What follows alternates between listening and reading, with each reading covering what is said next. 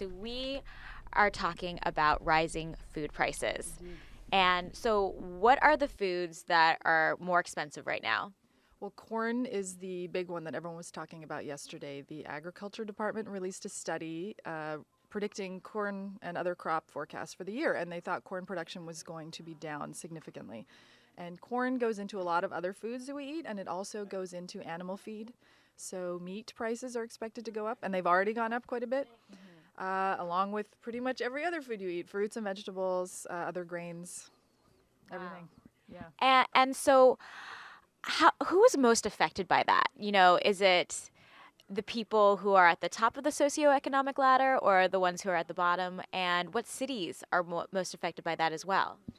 Good questions. I think, as with many problems of this nature, people who tend to be lower down on the economic scale are going to suffer more because they're the ones who are going to really have to stretch to afford to buy the food that they need to eat. And in the United States, that's a big problem. It's also a global problem. There are people in other countries rioting over food prices. Prices of onions have gone up a lot in India, for example. Rice, staples of diets for people in many parts of the world are becoming sort of too expensive for them to afford. And it's a bit of a crisis, frankly. So, if you see these prices growing up, you go to the grocery store and all of a sudden you have this huge bill. I mean, what can you do to, not empty your wallet every time you go food shopping?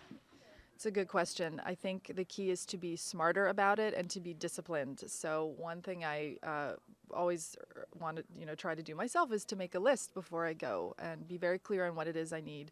However, you have to be flexible. When you get to the supermarket and you see that the thing you wanted, fresh tomatoes, whatever it is actually very expensive, you need to kind of be ready to make a switch. Maybe you need to use canned tomatoes. I think you want to load up on things that are on sale, things that are local. Those tend to be cheaper, and be willing to go without certain things in the weeks they seem more expensive.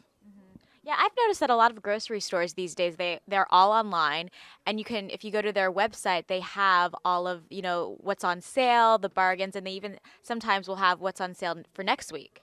That's right. So you can do a little advanced recon and figure out what you're going to buy ahead of time, which is a good idea, so you don't get stuck having to make impulse decisions. And then for some people who have time, clipping coupons is always something that people mention. Personally, I don't have time to do that kind of thing, although I love the idea. I think it's always good to kind of save money wherever you can and stash it under your pillow for later. Now, I mean, is this a trend? I mean, are the prices going to continue to increase? Well, that's a good question. It doesn't seem like anything is going to happen that's going to cause them to go down. There isn't a whole lot anyone can really do. One of the causes of this problem is the freak weather we're having in different parts of the world, which may be related to climate change. There were terrible droughts and fires in Russia. Russia produces a lot of wheat. That affects the global wheat market. There are these floods in Australia going on right now. Florida is freezing, so a lot of citrus crop is being lost. So there's nothing we can really do about this crazy weather. Well, that can be done quickly.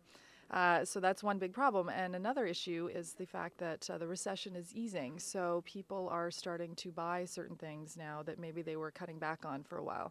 So that is putting pressure as well. So anytime that you have production going down and demand going up, the prices go up. Oh, that sounds like a horrible combination, at least for the consumer. Well, do we have any questions from people who are watching online? Well, not so much questions, but the chat room is talking about the connection between rising prices and fighting obesity, and thinking that maybe there may be a connection there. Because down the road. Well, I mean, so with higher prices, then people tend to eat unhealthy or cheaper foods that are usually not as healthy. Is that the case? I think that's a problem. Fresh fruits and vegetables tend to be more expensive, and so now they're becoming even more sort of luxury items. So that's a challenge. I think we need to work on sort of educating people on how to eat well on a budget.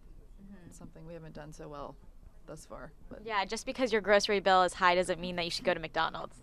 Exactly. McDonald's is really not good nutritional value for your dollars. Not that we want to demonize McDonald's, because no, they have oatmeal. But it's an interesting question. It's an interesting statement to make because in urban areas where in lower income neighborhoods, the fresh fruits and vegetables aren't always available. The studies have They're been not done. available.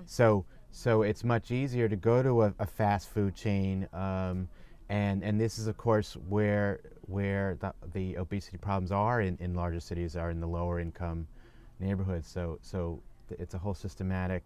It's a problem on the systematic level. It hasn't been. When I was a local reporter in the Bronx, I mean, there were the supermarkets, even if you would go to them, they didn't. The supermarkets did not have fresh produce. Meanwhile, it had the most per capita. Fast food restaurants.